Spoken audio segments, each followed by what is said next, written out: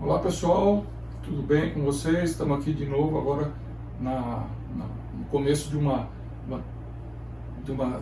conversa realmente a respeito de ortopedia, que era o plano inicial que a gente ia fazer. Eu falei para vocês no último vídeo que eu vou precisar ter alguns conceitos que a maioria de vocês acho que até tem, mas a gente tem que lembrar que eu estou tentando falar com gente, com um paciente de maneira geral, o cara que tem um problema, mas nem sempre ele é preparado para saber o que está acontecendo. Então, eu preciso desses 4 conceitos mais ou menos definidos para a gente depois conseguir tocar sem muito problema. E o primeiro conceito que a gente vai falar hoje é sobre músculo. Todo mundo sabe o que é músculo, né? A carne que a gente compra, que a gente come, é músculo. Quando você vai no supermercado e pede um pedaço de alcatra, um pedaço de fraldinha, ou um filé mignon, aquilo é um músculo esquelético. Existem 3 tipos de músculo no corpo.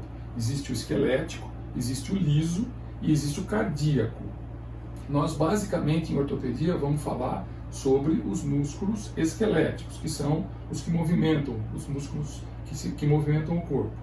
Só para vocês terem uma noção, o músculo esquelético é o único que a gente comanda. Você pensa em fazer um movimento e você ordena que esse músculo haja, que ele faça o movimento.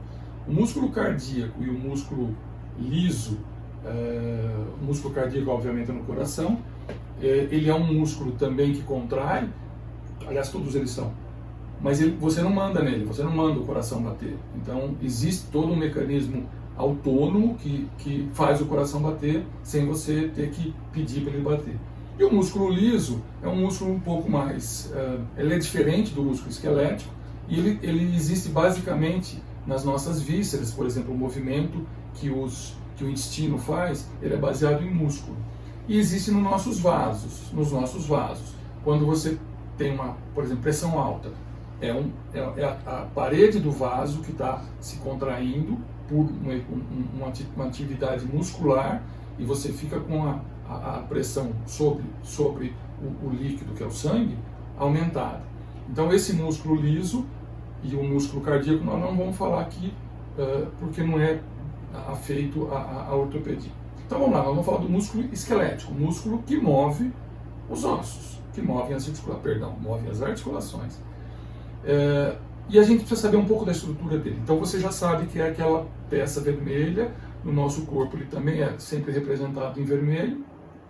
Como é a atividade dele?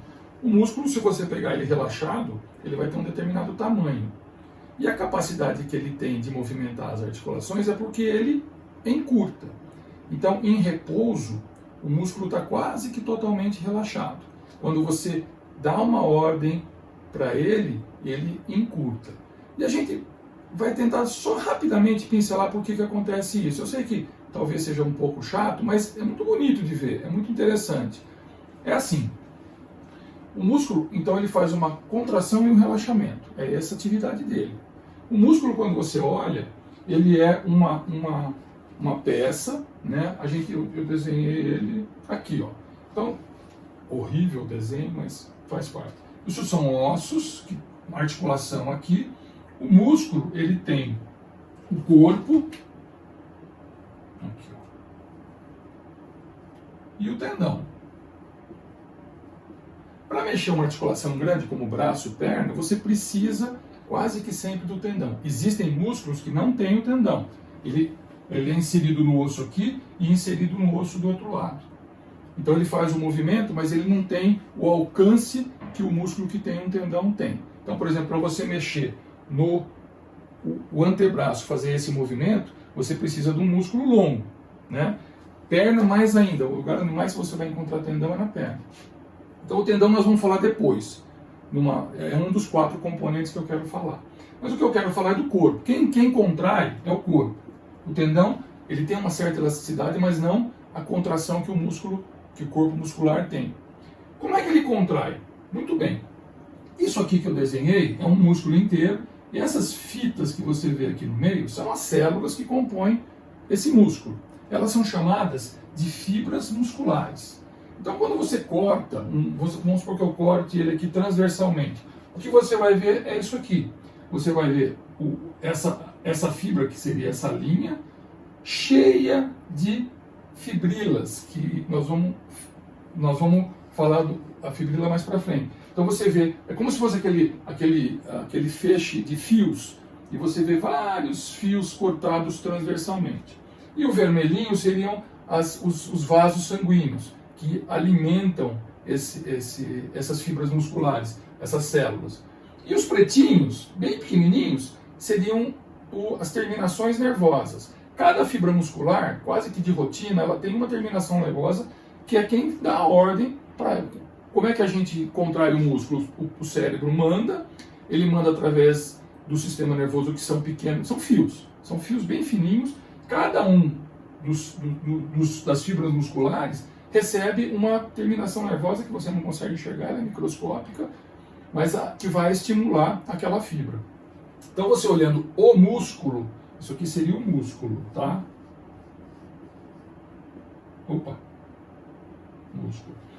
Aí, você vai pegar cada uma dessas fibras, fibras é a célula. Cada uma dessas fibras, e vai ver que ela, na verdade, ela é mais ou menos do tamanho do músculo, né? E dentro dela você tem uma nova sequência de linhas, que são as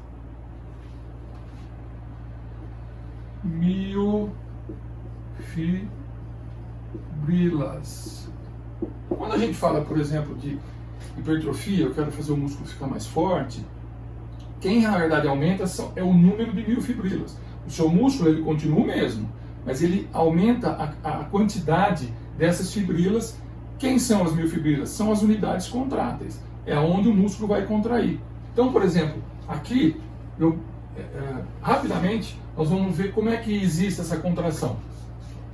A miofibrila, que é uma coisa comprida, tá certo? Nós estamos representando ela aqui. Ela tem uma estrutura segmentada. Isso aqui, na verdade, é uma membrana que trava ela. Aqui você tem dois filamentos, são proteínas.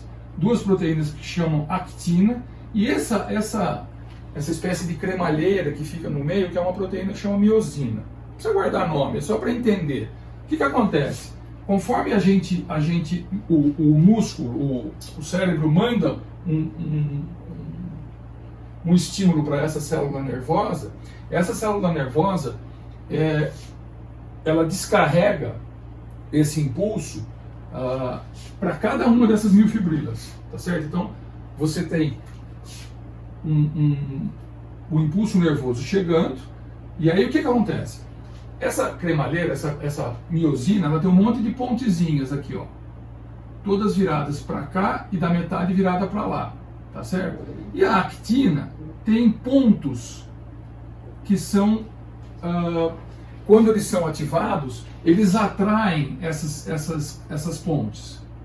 Então, quando o impulso chega na fibra nervosa, ele estimula, ele ativa, e em cada miofibrila, esses pontos aqui são ativados. Isso é através aqui eu mostrei para vocês, ó, aí é uma miofibrila cortada no meio. Você tem uma fibra, né? Um monte de miofibrilas, e esses pedaços azuis aqui são como se fosse uma tubulação de água. E dentro deles está cheio de cálcio. Tá certo? Cheio. Quando o impulso nervoso chega, ele dissolve cálcio em todo lugar. E o cálcio é quem vai ativar esses pontinhos, essas pontes aqui. E aí o que é legal é isso. O que acontece? Ele ativa isso aqui, essa ponte ela é atraída para cá e essa ponte ela é atraída para cá. Então o que você faz? É o mecanismo da cremalheira. E aí fica assim. Ou na verdade, numa contração máxima, fica assim. Essas duas partes aqui, elas se sobrepõem. Moral da história, aqui nós tínhamos uma miofibrila com 1, 2, 3, 4, 5, 6 segmentos. 1, 2, 3, 4, 5, 6 segmentos encurtados. Olha o tamanho que essa miofibrila diminuiu. Ela diminuindo, obviamente, você diminui todo o músculo, porque ela ocupa longitudinalmente todo o músculo. Então, moral da história, o corpo manda, a cabeça manda, solta um monte de canal de cálcio, a miofibrila encurta, encurtando todo o músculo. Quando esse músculo encurta, aqui eu tenho para vocês um exemplo, vamos supor, isso aqui é um joelho, tá? Eu não tenho o músculo aqui, porque o meu modelo não tem, mas você entende, isso aqui é o tendão, tá? O músculo está aqui. Você tem um joelho dobrado, eu estou falando de um músculo que chama quadríceps. Ele está relaxado, ele está estendido. Quando eu contraio esse músculo aqui, eu faço isso aqui, ó. Opa! Tá vendo? Eu estico o joelho. Meu modelo aqui tá... Mas basicamente, a hora que eu contraio o músculo, ele diminui de tamanho, eu faço o meu joelho esticar. Então, eu estou aqui, meu quadríceps está relaxado. Meu corpo manda, estique. Na verdade, ele está mandando esticar o joelho, mas ele manda, para fazer isso, eu preciso contrair o quadríceps. E aí eu levanto a perna. Tá certo? Esse é o fenômeno da contração muscular. Então, quando o corpo manda, o músculo encurta. Tá? Muito bem. O que é importante aqui para a gente falar? Basicamente, e aí eu vou só dar quando a gente for falar de câimbras. Quem manda o impulso nervoso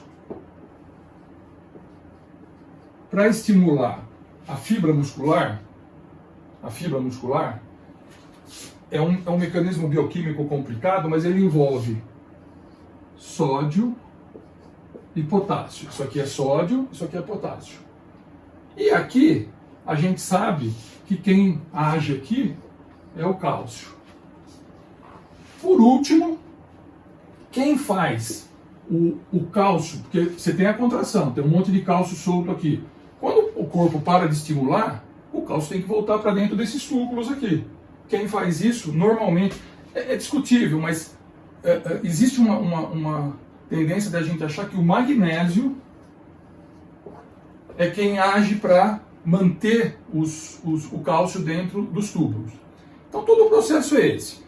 Sódio e potássio despolariza, estimula a fibra, a fibra solta esses túbulos soltam um monte de cálcio entre as miofibrilas e existe a contração. Quando o estímulo já não acontece mais, ele é revertido, a membrana repolariza e o cálcio volta para dentro dos túbulos, o músculo relaxa.